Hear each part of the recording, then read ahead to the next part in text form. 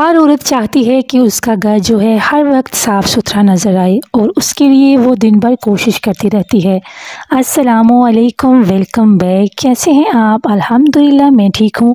आज के व्लॉग में आपके साथ मैं ऐसी टिप्स शेयर करूँगी जिसके साथ आपका जो घर है वो हर वक्त साफ़ सुथरा ही नज़र आएगा। तो आपको एफ़र्ट करनी पड़ेगी, क्योंकि एफ़र्ट के बगैर तो बिल्कुल भी कोई भी काम जो है वो मुमकिन नहीं। इसलिए आपने मेरा व्लॉग फुल देखना है, और अगर आप मेरे चैनल पे नए हैं तो इसको लाजमी सब्सक्राइब करिएगा। Thank you so much. तो बढ़ते हैं जी आज के व्लॉग की तरफ। तो सबसे पहले जो है, और जब बच्चे स्कूल चले जाते हैं ना, फिर उसके बाद मैंने ना घर में काम करना होता है। मैं सोती नहीं हूँ। बहुत सी ख़वातीन जो होती हैं वो बच्चों को स्कूल भेजने के फ़ौरन बाद सो जाती हैं, फिर वो इतनी लेट उठती हैं कि उनका शाम तक जो घर का काम है वो ही ख़त्म नहीं होता। तो मैं ऐसे बिल्कुल नहीं करती। जैसे ही मेरे बच्चे स्कूल चले जाते हैं मैं चली जाती हूँ किचन में, क्योंकि पहले पेट पूजा फिर काम दूजा। और बहुत सी औरतें ऐसी भी होती हैं जो नाश्ता करके सो जाती हैं, तो ऐसे भी नहीं करना चाहिए।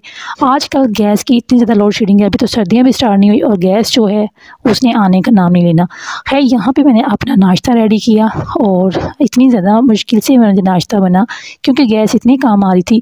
और फिर मैंने इतनी मुश्किल से नाश्ता बनाया, और नाश्ता करने के बाद जो है वो मैंने घर का काम स्टार्ट कर दिया है। जो 10 मिनट में नाश्ता बनता है, आज वो लग गया था आधा घंटा। और दूसरी बात ये होती है कि अगर आप चाहते हो ना कि सारा दिन घर साफ़ सुथरा लगे, और अगर आप खुद भी अकेली, कोई आपके साथ हेल्पर नहीं है, तो फिर आपको सारा दिन ही जो है वो एक्टिव रहना पड़ता है जी। यहाँ पे नाश्ता करने के बाद मैंने करना स्टार्ट कर दी थी डस्टिंग। और मेरे रूम में जो है, जब बच्चे स्कूल जाते हैं तो वो रैंडमली चीज़ें पड़ी होती हैं, क्योंकि इतना जो टाइम शॉर्ट होता है ना कि हस्बैंड ने भी जाना होता है, बच्चों ने भी, फिर नाश्ता करवाना बच्चों को, उनको यूनिफॉर्म पहनाना, खुद खाना खिलाना, इतना मुश्किल हो जाता है ना। खैर, आपको ये बेडशीट नज़र आ रही है कि बिल्कुल ही ये ठीक है, इतनी स्लिटें नहीं है, क्योंकि मैंने इसको क्या किया होता है, मैंने इसके चारों तरफ से गिरा लगा के, तो मैट्रेस के नीचे इसकी जो गिरा है ना वो डाल देती हूँ। इससे क्या होता है कि सारा दिन जो है ना हल्की सी स्लिटें पड़ती हैं, आप एक साइड से उठाओ और ऐसे झाड़ो तो वो जो बेडशीट है वो बिल्कुल स्मूथ हो जाए। तो बिल्कुल थोड़ा सा टाइम लगता है और आपका जो है वो बेडशीट हर टाइम साफ़ ही रहती है। उसके बाद ड्रेसिंग भी अमूमन जो है मेरा क्लीन ही रहता है। सुबह जब बच्चे स्कूल जाते हैं तो फिर मेंटेन रखना मुश्किल हो जाता है, और लेकिन ये है कि उसके बाद जो है सारा दिन बच्चे जब इधर उधर चीज़ें करते हैं तो मैं जो है कि वो साथ साथ ही ना इसको मैं मेंटेन रखती हूँ। तो ऐसा ही करना पड़ता है। उसके बाद जो है मेरा हॉल देख लीजिएगा, ये भी इतना ज़्यादा मैसी नहीं है, बस जो जूते वगैरह होंगे वो होंगे, क्योंकि मैं सारा दिन जो है इसको मेंटेन रखती हूँ। जैसे ही बच्चे कोई गंद वगैरह डालते हैं तो मैं साथ ही साफ़ कर लेती हूँ। उसके बाद बच्चों को भी मैं ये आदत डालती हूँ कि आपने यहाँ पर चीज़ फेंकी है तो आपको इसको उठा के वहाँ रखना है। प्यार से जब आप कहते हैं ना तो आपके बच्चे भी आपके साथ कोऑपरेट करते हैं, और जब घर के सारे ही मेंबर कोऑपरेट करने वाले हों तो आपका घर जो है हर वक्त साफ़ ही रहता है। हाँ, अगर आप अकेले हो और घर के दूसरे जो लोग हैं वो आपके साथ कोऑपरेट नहीं करते तो फिर बहुत मुश्किल हो जाता है जी। सबसे पहले मैं है कि मैं जितनी भी डस्टिंग करने वाली होती हूँ ना, यानी जो खलारा वगैरह होता है उसको मैं उठाती हूँ। इससे क्या होता है कि जब आप एक साथ ही सारे घर को नीट कर लेते हो ना, मतलब कि जो गंद वगैरह पड़ा होता है या जूते वगैरह बिखरे होते हैं या कुछ ऐसी रैंडमली चीज़ें पड़ी होती हैं, तो उसको उठा लेते हो, फिर बहुत ईजी हो जाता है कि आप एक ही फ्लो में झाड़ू उठाते हो और काम स्टार्ट कर देते हो। यहाँ पे मैंने ये वाला झाड़ू लिया है, 7 तिनकों वाला। फुल झाड़ू भी है, लेकिन इससे क्या होता है कि इससे मुझे ज़्यादा कंफर्टेबल होती हूँ मैं। इससे जो है क्लीनिंग भी बहुत अच्छी होती है, यानी इसके साथ मिट्टी जो है वो बिल्कुल भी नहीं रहती और टाइम भी जल्दी हो जाता है। इसके बाद जो है मैंने डस्टिंग की और फिर मैं आ गई थी किचन में, क्योंकि जब आप सारा घर का काम कर लेते हो ना, डस्टिंग वगैरह कर लेते हो, चीज़ें उठा लेते हो, तो फिर घर है वो नीट लगना शुरू हो जाता है। फिर मैं झाड़ू बाद में लगाती हूँ और साफ़ी बाद में लगाती हूँ। फिर आ जाती हूँ मैं किचन में, किचन को मैं साफ़ कर लेती हूँ। काउंटर टॉप जो है उसको मैं क्लीन कर लेती हूँ, इसके ऊपर जो आटा वगैरह होता है उसको साफ़ कर लेती हूँ। ये वाली जो विंडो है इसको मैंने लाजमी साफ़ करना होता है, क्योंकि इस पर मैं इंशाल्लाह ताला इसको मैं डेकोरेट करूँगी, अपनी किचन को मेकओवर करूँगी। फिर वो वीडियो आपके साथ ज़रूर शेयर करूँगी, उसको भी आप लाजमी देखिएगा। तो मैं बस बाई कर रही हूँ ऑनलाइन चीज़ें, जब मेरी चीज़ें पूरी हो जाएगी फिर मैं उसको करूँगी। उसके बाद जी आ जाती है हमारी स्टोव की। तो गैस का इतना मसला हो रहा था, उसमें हवा भी आ रही थी और फिर भी हम यूज़ कर रहे थे। तो उसके साथ क्या हुआ कि हमारा जो स्टोव है थोड़ा सा ख़राब हो गया। बर्तन धोने के बाद जो है मैंने सिंक भी साफ़ कर, फिर उसके बाद जो मैं साफ़ी यूज़ करती हूँ काउंटर टॉप पे, उसको मैंने वॉश करके तो फैला दिया था। अब ये जो है काउंटर टॉप तो बिल्कुल क्लीन हो गया। अब जो है फ्लोर रह गया, इसको जब मैं हॉल में झाड़ू लगाऊंगी तो साथ ही इसको वॉश कर लूँगी। यहाँ पे मैंने सारा जो है हॉल साफ़ कर लिया और ये देखिए कितनी ज़्यादा मिट्टी निकली है, क्योंकि विलेज एरिया है और फिर सब जो है वो मिट्टी से बड़े पाँव लेके आते हैं, उससे ये होता है कि मिट्टी बहुत होती है। दूसरा इस झाड़ू का सबसे बड़ा अच्छा जो मुझे लगता है ना, वो ये है कि इसके सख्त इनके होते हैं ना, तो ये जो छोटी छोटी जाली वगैरह होते हैं ना, मिट्टी के बन जाते हैं कुछ ही दिनों के बाद। इवन कि आजकल तो 2 दिन के बाद लग जाते हैं।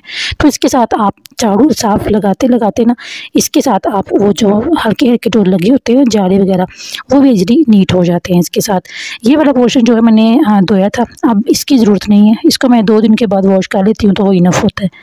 इसके बाद ये आता है बाहर वाला हिस्सा, और इसकी जो खिड़कियाँ लगती तो ये बहुत प्यारी हैं, लेकिन जब इसको साफ़ करना पड़ता है तो फिर थोड़ी सी मुश्किल हो जाती है।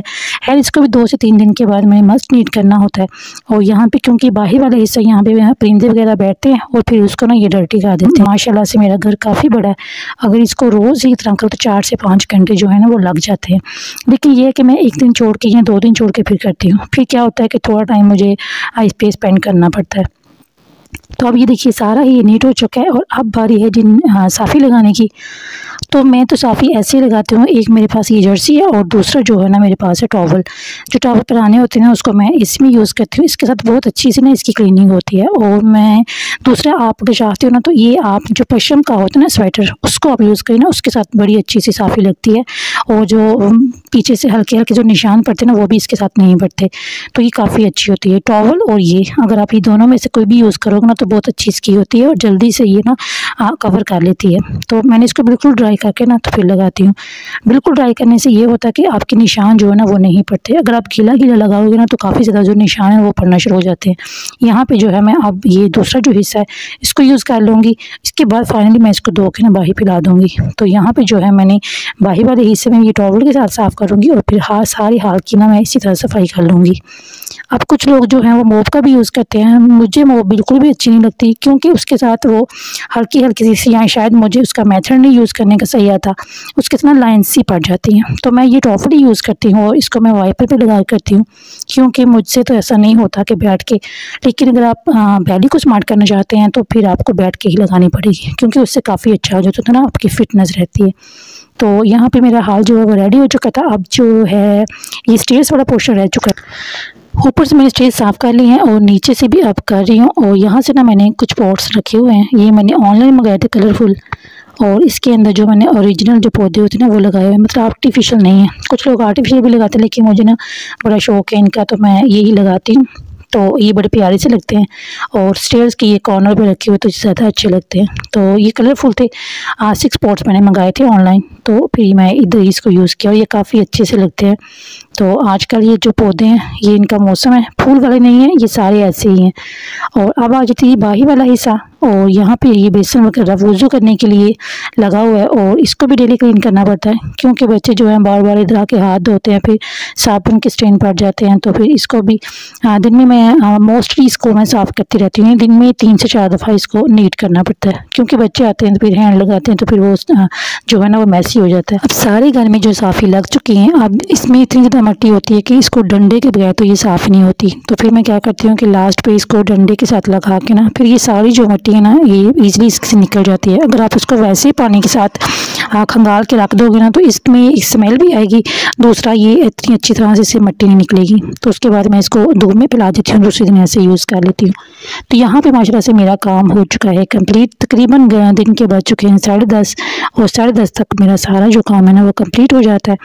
और साथ फिर ये कि वॉशरूम वगैरह रह जाते हैं, फिर उसको मैं एंड पे जो है वो साफ़ करती हूँ।